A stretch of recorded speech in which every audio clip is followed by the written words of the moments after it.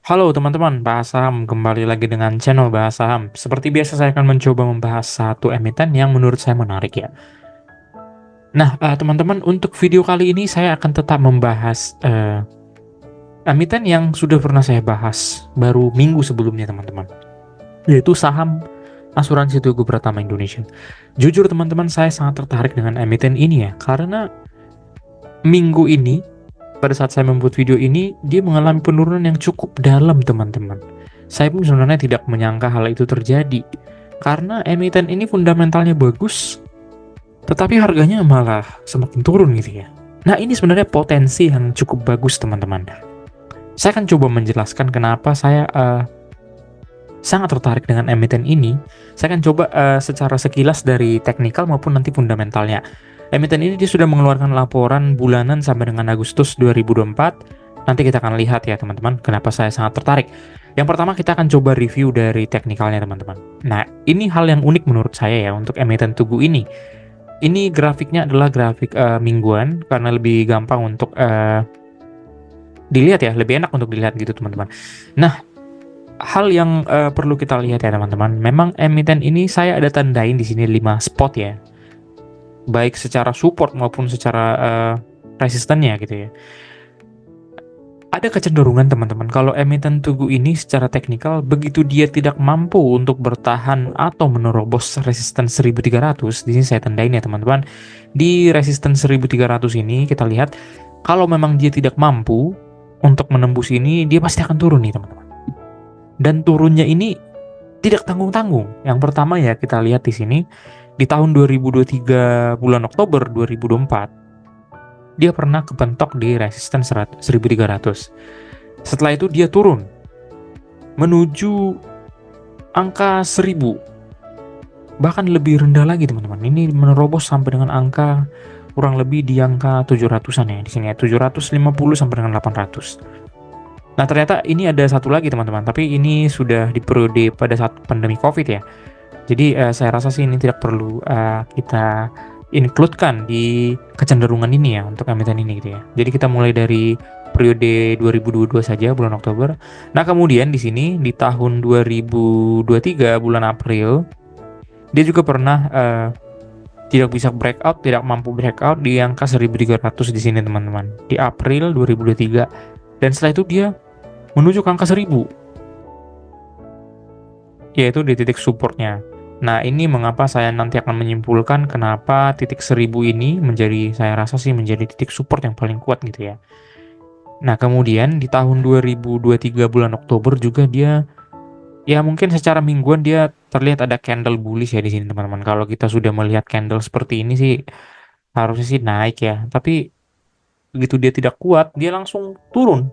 Dan turunnya juga menuju ke angka 1000 teman-teman dalam beberapa periode mingguan gitu ya di sini ya. Dia menuju ke angka 1000. Dan setelah itu dia naik lagi. Nah, dia di sini berusaha lagi nih di tahun 2024 bulan April. Sepertinya sama ya. Ini juga bulan April, ini juga bulan April gitu ya, teman-teman. Nah, di 2024 April ini dia berusaha menuju 1300. Ternyata turun lagi nih, teman-teman. Dan turunnya juga selalu menuju angka 1000 gitu ya. Dia menuju angka 1000 itu di periode bulan Juni 2024. Nah, setelah itu memang setelah dia menyentuh angka 1000, dia segera menuju naik lagi ya teman-teman ya. Dia menuju ke angka 1300 nih. Ini baru saja terjadi teman-teman di tahun 2024 bulan September, di bulan kemarin ya.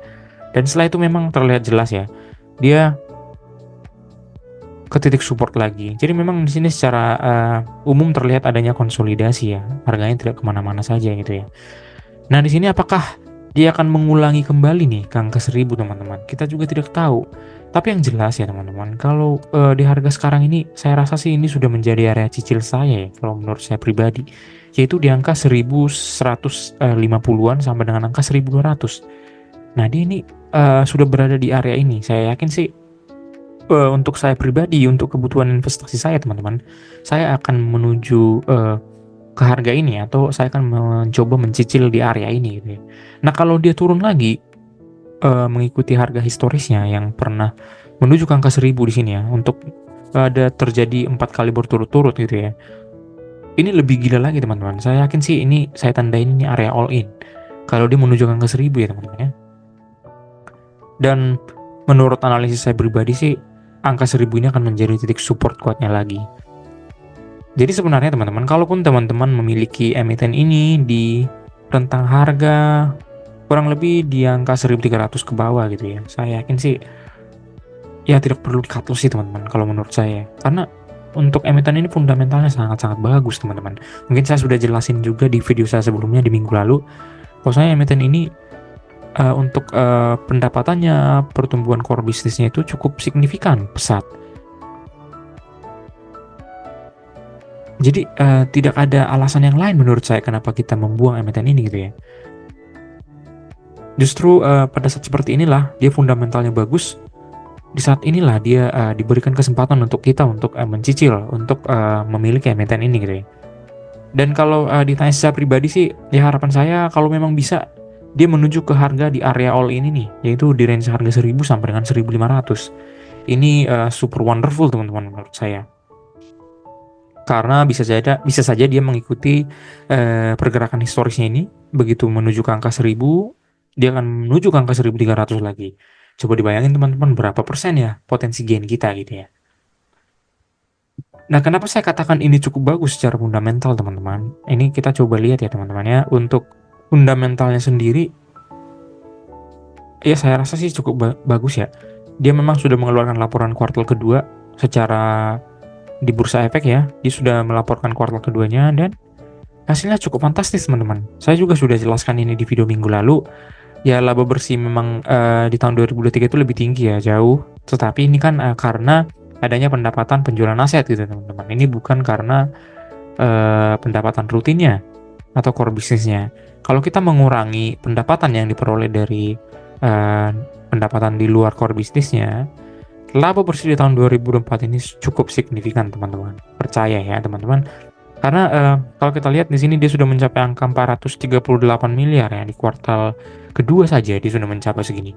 Untuk yang 2023 ini 1 triliun dari total laba bersih ini merupakan laba karena penjualan aset atau laba yang diperoleh bukan dari core bisnisnya. Jadi selama setahun sebenarnya di tahun 2023 ini dia hanya mencatatkan laba bersih kurang lebih di 300-an miliar ya. Nah, sementara di tahun 2024 kuartal kedua saja dia sudah mencapai 438 miliar. Untuk bukti yang lebih ini lagi teman-teman, di sini saya coba ambil laporan ya, laporan keuangan Tugu ini dia sudah mengeluarkan laporan sampai dengan Agustus ya teman-teman.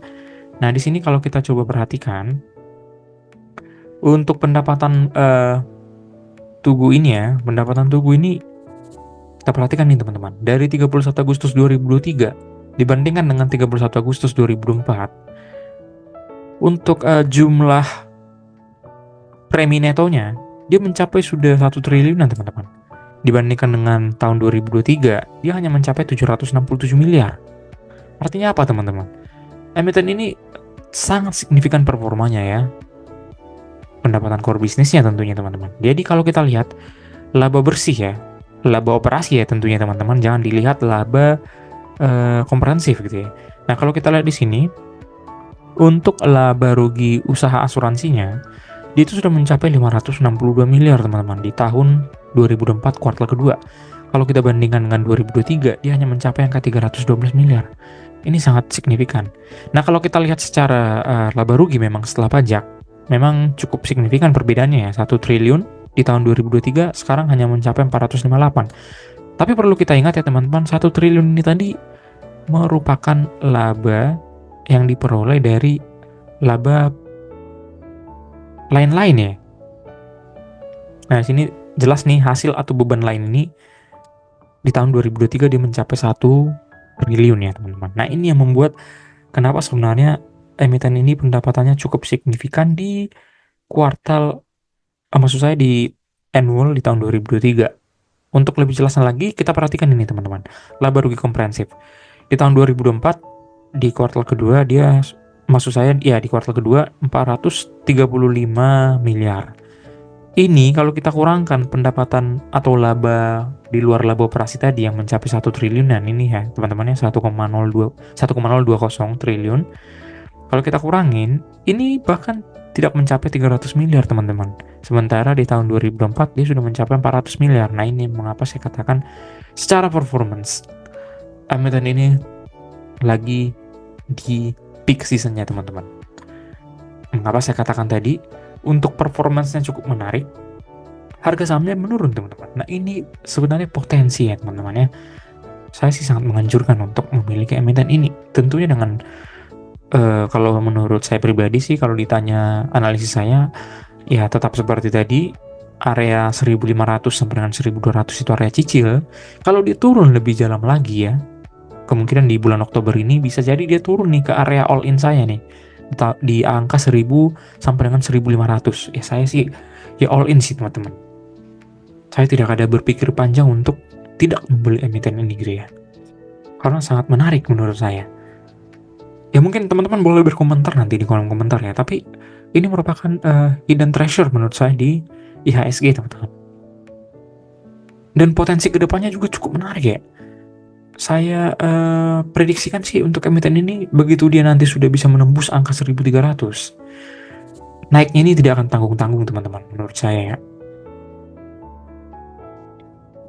Kalau dia bisa memecah resisten di 1300, dia akan signifikan teman-teman. Kemungkinan besar akan menuju ke resistennya di sini. Resisten yang mencapai angka kurang lebih 1700 sampai dengan 1800. Saya yakin sih dengan emiten ini gitu ya. Tapi memang pada prinsipnya untuk emiten seperti ini kita akan menggunakan prinsip medium sampai dengan long term teman-teman. Biar teman-teman itu tidak perlu khawatir dengan penurunan untuk penurunan yang sifatnya sementara gitu ya teman-teman. Nah ini pendapat saya mengenai emiten ini ya. Kalau teman-teman memiliki komentar, boleh di komen di kolom komentar, dan saya rasa sih ini alasan saya untuk membahas emiten ini kembali di 2 minggu berturut-turut ya teman-teman. Nah boleh klik like dan subscribe untuk kemajuan channel ini, dan terima kasih teman atas perhatiannya. Terima kasih.